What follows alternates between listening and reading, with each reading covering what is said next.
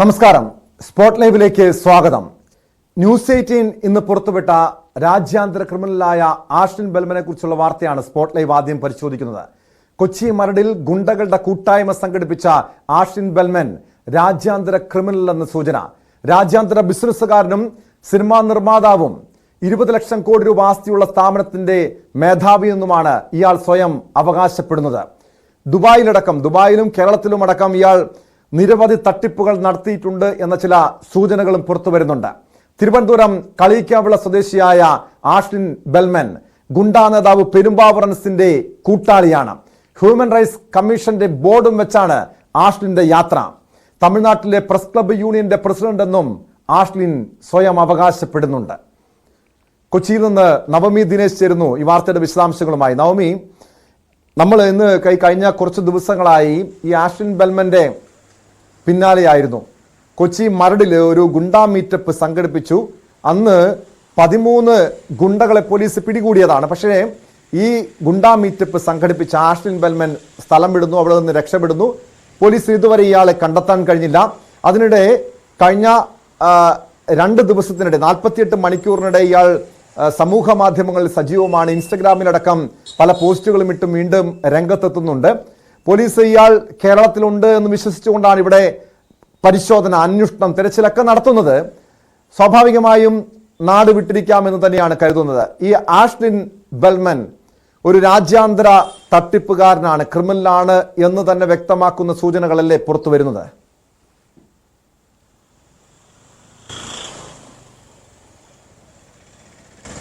നമുക്കറിയാം, കഴിഞ്ഞ ദിവസമാണ് ഈ മരടിൽ ഇത്തരത്തിലൊരു മീറ്റപ്പ്, ഗുണ്ടകളുടെ മീറ്റപ്പ് നടക്കുന്നുണ്ടെന്ന് പോലീസിന് വിവരം ലഭിക്കുകയും അതിനെ തുടർന്ന് നടത്തിയ അന്വേഷണത്തെ തുടർന്ന് 13ലധികം ഗുണ്ടകൾ പിടിയിലാവുകയും ചെയ്യുന്ന ഒരു സാഹചര്യമുണ്ടായി.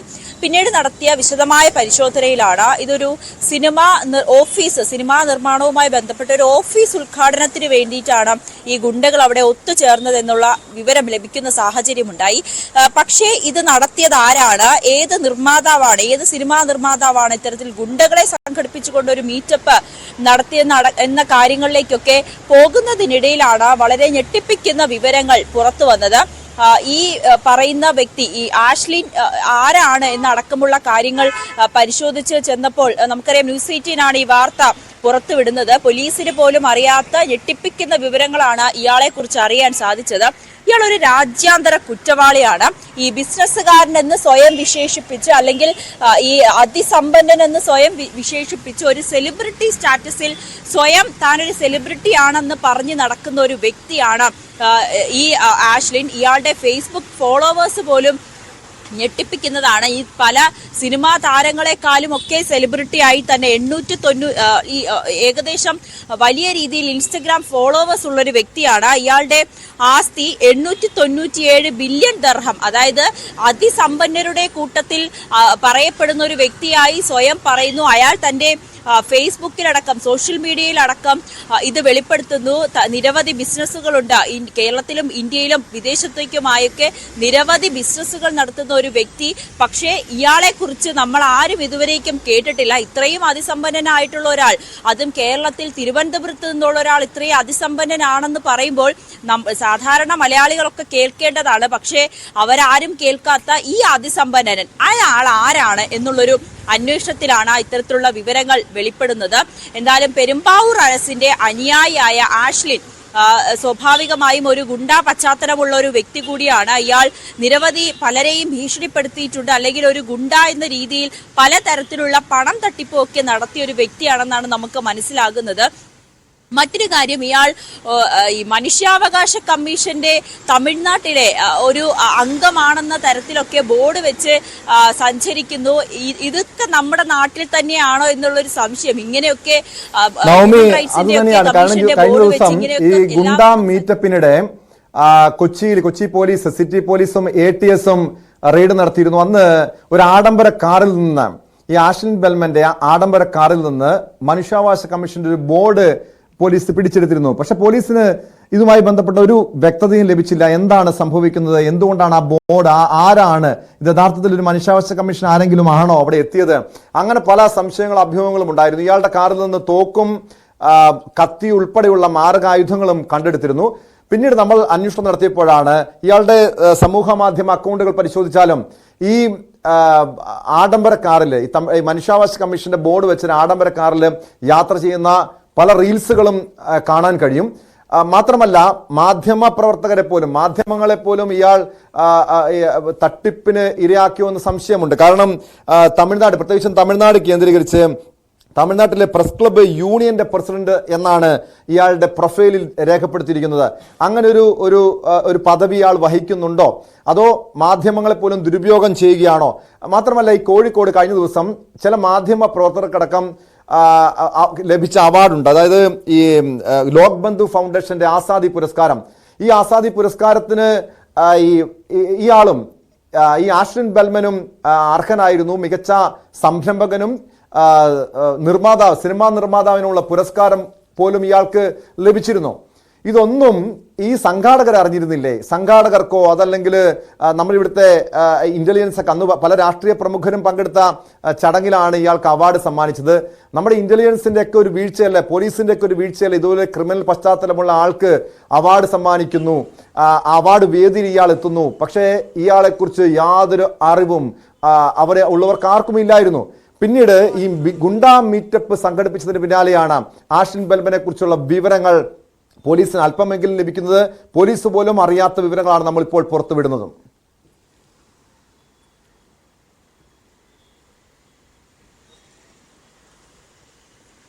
അത് തന്നെയാണ് ഏറ്റവും പ്രധാനപ്പെട്ട വിഷയം. ടോം ഇപ്പോൾ ചൂണ്ടിക്കാണിച്ചത് ഈ ഒരു അവാർഡ് കൊടുക്കുമ്പോൾ, അതായത് മാധ്യമപ്രവർത്തകരെ അടക്കം ആദരിച്ച ഒരു അവാർഡ് ചടങ്ങിൽ ഈ ഒരു വ്യക്തി വരുമ്പോൾ അയാൾക്ക് മികച്ച സംരംഭകനും സിനിമാ നിർമ്മാതാവ്, ഇങ്ങനെ അവാർഡാണ് അയാൾക്ക് കിട്ടിയത്. അയാൾ ഏത് സിനിമയാണ് നിർമ്മിച്ചത്, എന്ത് സംരംഭമാണ് അയാൾ നടത്തുന്നത്, എന്ത് മാനദണ്ഡത്തിലാണ് ഇങ്ങനെ ഒരു ഗുണ്ടയ്ക്ക് അവാർഡ് കൊടുത്തതെന്ന് സർക്കാർ തന്നെ ഉത്തരം പറയണം. കാരണം CPM നേതാവ് MV ജയരാജൻ ആണ് ആഷ്ലിന് ഈ ഒരു പുരസ്കാരം കൈമാറിയത്.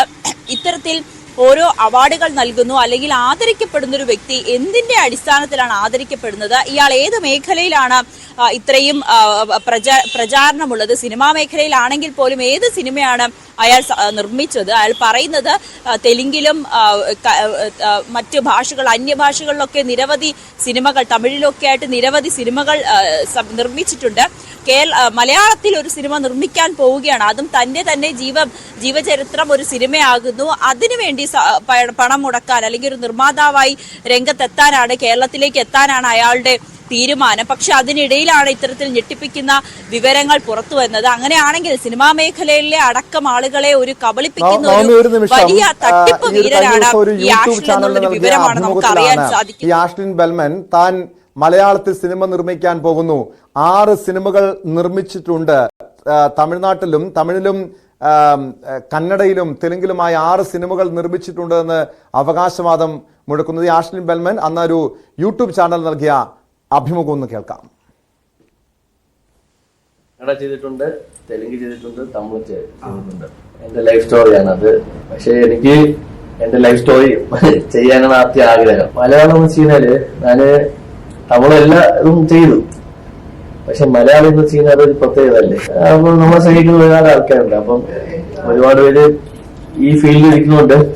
നമുക്ക് ഹെൽപ്പ് ചെയ്യാനും എല്ലാ രീതിയിലും നമുക്ക് സത്യം പറഞ്ഞ സിനിമ നമുക്ക് പറയാനും കാണാനും അറിയാം, ബാക്കിയുള്ളതൊന്നും അറിയത്തില്ല.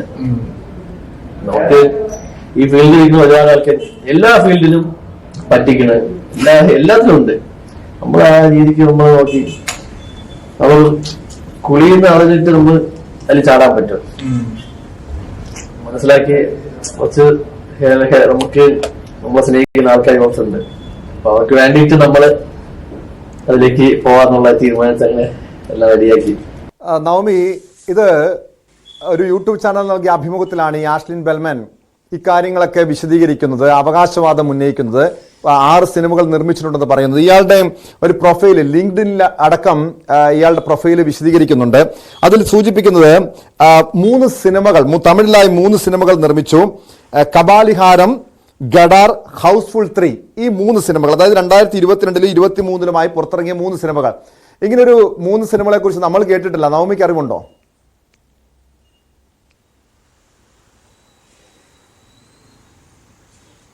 ടോം, ഈ പേരുകൾ ഞാൻ ആദ്യമായി കേൾക്കുന്നു. നമ്മൾ ഇത്രയും അല്ലെങ്കിൽ ഒരു സിനിമകളുടെ പേര് പൊതുവെ കേൾക്കുന്നതാണ്, പക്ഷെ ഈ 3 പേരും ഞാൻ കേട്ടിട്ടില്ല. ഈ ഹൗസ്ഫുൾ 3 അത് ഹിന്ദിയിൽ ഹൗസ്ഫുൾ 2 വരെ ഒരു സിനിമ ഇറങ്ങിയിട്ടുണ്ട്. ഹൗസ്ഫുൾ 3 ഇറങ്ങിയൊന്നൊന്ന് പരിശോധിക്കേണ്ടിയിരിക്കുന്നു. എങ്കിൽ പോലും അത് ഈ ആഷ്ലിനാണ് നിർമ്മിച്ചതെന്ന് പറഞ്ഞാൽ വിശ്വസിക്കാൻ അല്പം ബുദ്ധിമുട്ടുണ്ട്. ഹിന്ദിയിലെ തന്നെ വളരെ ഫേമസ് ആയിട്ടുള്ള മറ്റൊരു പ്രൊഡക്ഷൻ കമ്പനിയാണ് അല്ലെങ്കിൽ നിർമ്മാതാക്കളാണ് അത് പ്രൊഡ്യൂസ് ചെയ്തതെന്നാണ് എൻ്റെ ഒരു അറിവ്. അത് നമുക്കിനി പരിശോധിക്കേണ്ടിയിരിക്കുന്നു. എങ്കിൽ പോലും ഇത്രയും ഒക്കെ പബ്ലിക്കായിട്ട് അല്ലെങ്കിൽ ലിങ്ക്ഡിനിലൊക്കെ ഒരു പ്രൊഫൈൽ ഉണ്ടാക്കി ഇൻസ്റ്റഗ്രാമിലൊക്കെ ഏകദേശം 3.1 മില്യൺ ഫോളോവേഴ്സ് ഒക്കെ ആയിട്ടുള്ള അത് അയാളെ നമ്മളാരും ടോമോ ഞാനോ അല്ലെങ്കിൽ നമ്മൾ ഈ എനിക്ക് തോന്നുന്നില്ല നമ്മൾ ഈ കേൾക്കുന്ന അല്ലെങ്കിൽ ഈ വാർത്ത കേൾക്കുന്നവരാരും ഇങ്ങനെ ഒരാളെ പറ്റി കേട്ടിട്ടുണ്ടോ അല്ലെങ്കിൽ ഇൻസ്റ്റഗ്രാമിൽ ഫോളോ ചെയ്യുന്നുണ്ടോ എന്നൊന്നും എനിക്കറിയില്ല. കാരണം ഈ ഒരു പേര് നമ്മൾ ആദ്യമായിട്ട് കേൾക്കുകയാണ്. ന്യൂസ് 18 ഈ വാർത്ത പുറത്തു വിടുമ്പോഴാണ് ഇങ്ങനെ ഒരാളെ കുറിച്ച് തന്നെ നമ്മൾ കേൾക്കുന്നതും. എന്തായാലും കേരളത്തിലോ അല്ലെങ്കിൽ മുൻനിര സിനിമാ താരങ്ങളോ അല്ലെങ്കിൽ മറ്റ് പ്രമുഖരൊക്കെ ഒന്നുമില്ലാത്ത ഫോളോവേഴ്സ്, അത് 3.1 മില്യൺ ഫോളോവേഴ്സ് ഒക്കെ ഉള്ളൊരു വ്യക്തിയെ സ്വാഭാവികമായി നമ്മൾ അറിയേണ്ടതാണ്. അല്ലെങ്കിൽ അതിസമ്പന്നരുടെ കൂട്ടത്തിൽ പേര് വരുമ്പോൾ, അതൊരു മലയാളിയുടെ പേര് വരുമ്പോൾ നമ്മൾ സ്വാഭാവികമായും നമ്മൾ ശ്രദ്ധിക്കും. പ്രത്യേകിച്ച് ഈ അവരുടെ പേര് അല്ലെങ്കിൽ ഏതെങ്കിലും ഇവരുടെ പട്ടികയൊക്കെ വരുമ്പോൾ ഇത്ര അതിസമ്പന്നരുടെ പേരൊക്കെ പുറത്തു വിടുമ്പോൾ നമ്മൾ മലയാളികളായി നമുക്ക് ഏറ്റവും അഭിമാനിക്കുന്നത് ഈ പറയുന്ന പോലെ യൂസഫ് അലി ഒക്കെയാണ്. പക്ഷെ അവരുടെയൊക്കെ പേരിനൊപ്പം ഇയാളുടെ പേര് വന്നിട്ടുണ്ടോ എന്നൊക്കെ നമുക്കറിയില്ല. ഇത് എന്തായാലും പൂർണ്ണമായും ഇയാൾ ഒരു വലിയ തട്ടിപ്പ് വീരനാണെന്ന് ഇതിനോടകം തന്നെ തെളിഞ്ഞു വന്നിരിക്കുന്നു. അതും ഒരു ഗുണ്ടയായ ഒരാൾക്ക് ഇങ്ങനെയൊക്കെ തട്ടിപ്പ് നടത്താൻ കഴിയുന്ന ഒരു നാടായി നമ്മുടെ കേരളം അല്ലെങ്കിൽ നമ്മുടെ നാട് മാറിയോ എന്നാണ് ഏറ്റവും പ്രധാനപ്പെട്ട സംശയം. അയാള് ഈ മരടിൽ ഒരു മീറ്റപ്പ് നടത്തുന്നു ഗുണ്ടകൾക്ക് വേണ്ടി. അതിലൊരു മനുഷ്യാവകാശ കമ്മീഷന്റെ ബോർഡ് വെച്ചൊരു വാഹനം വരുന്നു. പോലീസ് പോലും അന്താളിച്ചു പോകുന്ന രീതിയിലേക്ക് ഇതാരാണ് ഇങ്ങനെ ഒരു മീറ്റപ്പ് നടത്തിയത്, ഇയാൾ എന്താണ് ഇതിന് പിന്നിലുള്ള ഉദ്ദേശം, ഒരു സിനിമാ നിർമ്മാണത്തിന്റെ പേരിൽ അല്ലെങ്കിൽ ഇതിന് പിന്നിൽ മറ്റെന്തെങ്കിലും ഒരു ചതിക്കുഴികളുണ്ടോ, ഏതെങ്കിലും തരത്തിലുള്ളൊരു ഈ ഗുണ്ടാ മീറ്റപ്പിന് പിന്നിൽ എന്താണ് ഇതടക്കമുള്ള കാര്യങ്ങൾ ഇനിയും പുറത്തു വരേണ്ടിയുണ്ട്. ഒപ്പം ഇയാൾ ഇവിടെ നിന്ന് കേരളത്തിൽ നിന്നും അന്നത്തെ ദിവസം ഇവിടെ നിന്ന് മുങ്ങിയെങ്കിൽ അയാളെ എന്തുകൊണ്ടാണ് പോലീസിന് പിടികിട്ടാൻ കഴിയാത്തത്, അല്ലെങ്കിൽ ഇത്രയും വലിയൊരു അതിസമ്പന്നനായിട്ടുള്ള അല്ലെങ്കിൽ ഒരു കുറ്റവാളിയായിട്ടുള്ള ഒരാളുണ്ടെങ്കിൽ എന്തുകൊണ്ടാണ് ഇന്റലിജൻസ് ബ്യൂറോകൾക്കടക്കം വിവരം ലഭിക്കാത്തത് എന്ന് അങ്ങനെ നിരവധി ചോദ്യങ്ങളാണ് ഈ ആഷ്ലിനെ ചുറ്റിപ്പറ്റി പുറത്തു വന്നുകൊണ്ടിരിക്കുന്നത്. എന്തായാലും ഇത്രയും അതിസമ്പന്നനായിട്ടുള്ള ഒരു ഗുണ്ടയെ കുറിച്ച് നമ്മൾ ആദ്യമായിട്ടാണ് കേൾക്കുന്നത്. ഇയാൾ ഡോക്ടർ എന്നാണ് അയാളുടെ പ്രൊഫൈലിൽ രേഖപ്പെടുത്തിയിരിക്കുന്നത്. പക്ഷെ നമുക്ക് ലഭിച്ച വിവരം അനുസരിച്ച് ഇയാൾ 10ാം ക്ലാസ് വിദ്യാഭ്യാസം മാത്രമേ ഉള്ളൂ. അങ്ങനെയാണെങ്കിൽ വലിയ രീതിയിലുള്ള ഒരു തട്ടിപ്പ് നടത്തുന്ന വ്യക്തിയാണ് ഈ ആഷ്ലിൻ എന്ന് ഇതിനോടകം തന്നെ തെളിയിക്കുന്ന ഓരോ വസ്തുതകൾ അല്ലെങ്കിൽ തെളിവുകളാണ് പുറത്തു വന്നുകൊണ്ടിരിക്കുന്നത് കേട്ടോ.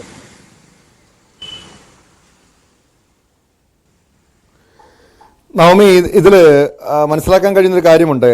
ഈ കഴിഞ്ഞ ദിവസം ഗോവയിൽ ഈ മെയ് 29-ാം തീയതി, ഈ വർഷം മെയ് 29-ാം തീയതി ഗോവയിൽ ഈ ഫാഷൻ ഷോയുമായി ബന്ധപ്പെട്ട് ഡിസൈനേഴ്സിൻ്റെ ഒരു പ്രോഗ്രാം അവിടെ നടത്തിയിരുന്നു. ഡിസൈനർ ഷോക്കേസ് എന്ന് പറയുന്ന ഒരു ഷോ അവിടെ സംഘടിപ്പിച്ചിരുന്നു ഗോവയിൽ. ആ പരിപാടി ഉദ്ഘാടനം ചെയ്യാൻ എത്തിയത് ഡോക്ടർ ആഷ്ലിൻ ബെൽമനാണ്. അതിലെ ഗസ്റ്റ്, അതിലെ ഉദ്ഘാടകൻ. അതിൽ പറയുന്നത് Tamil Nadu state vice president human rights commission എന്നാണ് അതിൽ അവർ പരസ്യം ചെയ്തിരിക്കുന്നത്. സ്വാഭാവികമായും ഈ ആളുകളെ ഇയാൾ കബളിപ്പിച്ചിരിക്കാം. മാത്രമല്ല എനിക്ക് തോന്നുന്നത് പെരുമ്പാവൂർ അനസിനെ പോലും ഇയാൾ കബളിപ്പിച്ചിരിക്കാമെന്നാണ്. കാരണം വലിയൊരു ഗുണ്ടയാണ് താനൊരു സ്വയം ഒരു ഗുണ്ടാ പരിവേഷം ഉണ്ടാക്കുന്നു. അതല്ലെങ്കിൽ ഈ ആവേശം മോഡൽ ഇയാളുടെ ഒരു ഇൻസ്റ്റഗ്രാം പരിശോധിച്ച് കഴിഞ്ഞപ്പോൾ കഴിഞ്ഞ ഒരു ഏതാനും മാസങ്ങൾക്കിടെയാണ് ഇത്തരത്തിലുള്ളൊരു ക്യാമ്പയിൻ അല്ലെങ്കിൽ ഒരു പ്രൊമോഷൻ വീഡിയോസ് വരാൻ തുടങ്ങിയത്. ഇയാളുടെ ശരീരഭാഷ കണ്ടാൽ തന്നെ മനസ്സിലാക്കാൻ കഴിയും ഇയാൾ ആരാണെന്ന്. ശരീരത്തിൽ പൂർണ്ണമായും ആഭരണങ്ങൾ, അതായത് ഈ ഫഹദ് ഫാസിലിന്റെ ആവേശം സിനിമയിലെ ഫഹദ് ഫാസിലിന്റെ കഥാപാത്രത്തെ അനുകരിക്കുന്ന രീതിയിൽ ശരീരത്തിൽ പൂർണ്ണമായും ആഭരണങ്ങൾ അണിഞ്ഞുകൊണ്ട് റീൽസുകൾ ഇറക്കുക, ആഡംബര വാഹനങ്ങളിൽ യാത്ര ചെയ്യുക. ഒരുപക്ഷെ ഈ തമിഴ്നാട്ടിലും കേരളത്തിലും മാത്രമല്ല മറ്റു പലയിടങ്ങളിലും ഇയാൾ ഇതുപോലെ തട്ടിപ്പ് നടത്തിയിട്ടുണ്ടാകാം. അതിന് പിന്നിൽ സാമ്പത്തിക നേട്ടം ഉണ്ടാകാം. ഒരു പരാതി പോലും ഇതിന് പോലീസിൽ ലഭിച്ചിട്ടില്ല. സാമ്പത്തികമായി പണം നഷ്ടപ്പെട്ടവരൊക്കെ മാനഹാനി കാരണം ഈ പോലീസിനെ സമീപിക്കാത്തതായിരിക്കുമോ, അതോ ഇയാളെ ഭയന്നിട്ട് ഇതുപോലൊരു ഗുണ്ടാ പരിവേഷം സ്വയം സൃഷ്ടിച്ചതിന്റെ അടിസ്ഥാനത്തിൽ ഇയാളെ ഭയന്നിട്ട് പോലീസിൽ പരാതിപ്പെടാത്തതായിരിക്കുമോ?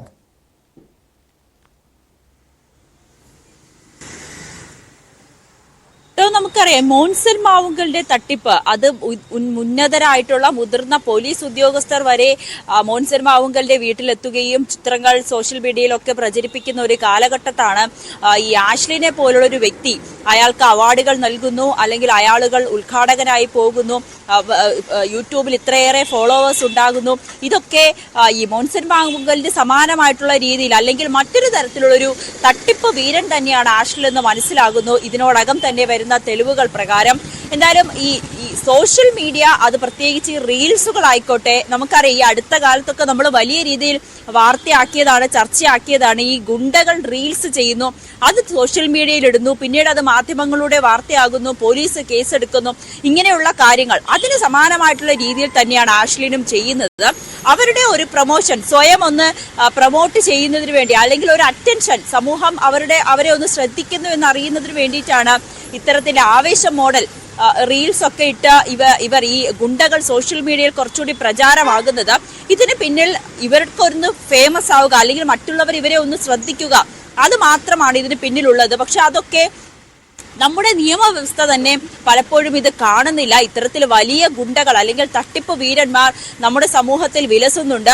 ആഷ്ലിനെ പോലുള്ളവർ അവർ ഇത്തരത്തൊക്കെ സോഷ്യൽ മീഡിയയിലൊക്കെ റീൽസുകൾ ഇട്ട് പ്രചരിപ്പിച്ചിട്ട് പോലും പോലീസോ അല്ലെങ്കിൽ നിയമ സംവിധാനങ്ങളോ ഇതിനെതിരെ ഒരു നടപടി എടുക്കുന്നില്ല എന്നുള്ളതാണ് ഏറ്റവും പ്രധാനപ്പെട്ട കാര്യം.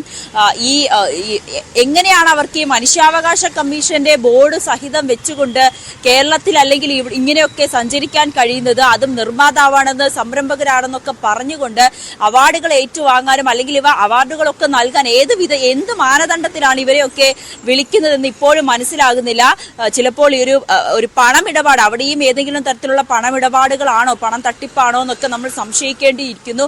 അതെന്തായാലും കണ്ടെത്തേണ്ടത് പോലീസാണ്. എന്തായാലും ഗുണ്ടകൾ ഇത്തരത്തിൽ പരസ്യമായി ഇങ്ങനെയുള്ള കാര്യങ്ങൾ ചെയ്യുന്നത് എന്തായാലും പോലീസിന്റെ അല്ലെങ്കിൽ ഒരു നിയമവ്യവസ്ഥയുടെ കൃത്യമായിട്ടുള്ളൊരു നിരീക്ഷണം ഇല്ലാത്തത് കൊണ്ട് തന്നെയാണെന്ന് നമുക്ക് ഉറപ്പിച്ച് പറയാൻ കഴിയും. ടോം,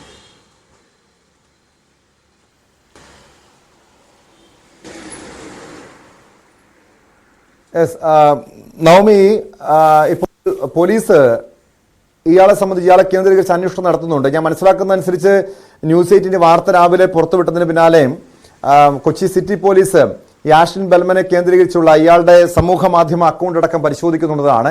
കാരണം ആദ്യഘട്ടത്തിൽ പുറത്തു വന്ന വിവരം, ഏതോ ഒരു ആഷ്ലിൻ ഒരു ഗുണ്ട മീറ്റപ്പ് സംഘടിപ്പിച്ചു, പെരുമ്പാവൂരിന്റെ കൂട്ടാളിയാണ്. ഈ വിവരം മാത്രമാണ് പുറത്ത് വന്ന, അതായത് പോലീസിന് ലഭിച്ച വിവരം. പിന്നീടാണ് നമ്മൾ ഇന്ന് രാവിലെയാണ് ഈ ഡോക്ടർ ആഷ്ലിൻ ബൽമൻ എന്ന ഈ പ്രൊഫൈലിനെ കുറിച്ചുള്ള വിവരങ്ങൾ പുറത്തുവിടുന്നത്. അതിൽ 3.1 മില്യൺ ഫോളോവേഴ്സ് ഉണ്ട് എന്ന വിവരങ്ങളടക്കം ഉണ്ടായിരുന്നു. അതായത് അയാളുടെ ഇൻസ്റ്റഗ്രാം പേജ് പരിശോധിച്ച് കഴിഞ്ഞാൽ മനസ്സിലാക്കാൻ കഴിയും. അതുപോലും ഒരുപക്ഷെ ഇൻസ്റ്റഗ്രാമിനെ പോലും കബളിപ്പിച്ച് നടത്തിയ അവിടെയും ഒരു തട്ടിപ്പ് നടന്നു എന്ന് മനസ്സിലാക്കേണ്ടതല്ലേ? കാരണം മുഖ്യമന്ത്രി പിണറായി വിജയന് പോലും, കേരളത്തിലെ പല രാഷ്ട്രീയ നേതാക്കൾക്ക് പോലും ഇത്രയധികം ഫോളോവേഴ്സ് ഇല്ല. മോഹൻലാൽ, മമ്മൂട്ടി, ടൊവിനോ തോമസ്, അങ്ങനെ ഏതാനും ചില സൂപ്പർ താരങ്ങൾക്ക് മാത്രമാണ് ഇത്രയധികം, അതായത് ഒരു 50 ലക്ഷത്തിലധികം ഫോളോവേഴ്സ് ഉള്ളത്. അവിടെ കേരളത്തിലെ ജനസംഖ്യയുടെ ഒരു 10% 10% വരുന്ന ആളുകൾ ഇയാളുടെ ഫോളോവേഴ്സ് എന്ന് പറയുമ്പോൾ അത് ഞെട്ടിപ്പിക്കുന്ന കാര്യമാണ്. നമുക്ക് ആർക്കും ഇയാളെ കുറിച്ച് വിവരമില്ല. അങ്ങനെയെങ്കിൽ ഇൻസ്റ്റഗ്രാമിനടക്കം ഇയാൾ കബളിപ്പിച്ചിരിക്കാം. ഒരു പെയ്ഡ് ഒരു പ്രൊമോഷൻ, അത്തരം സാധ്യതകൾ കൂടി പരിശോധിക്കേണ്ടതില്ല. അങ്ങനെയെങ്കിൽ ഇൻസ്റ്റഗ്രാമിന് അല്ലെങ്കിൽ സമൂഹ മാധ്യമ അക്കൗണ്ടുകൾക്ക് എന്തെങ്കിലും ഈ അക്കൗണ്ടുകൾ മരവിപ്പിക്കാനോ ആ രീതിയിലൊരു നടപടികളിലേക്ക് കടക്കാൻ സാധിക്കും?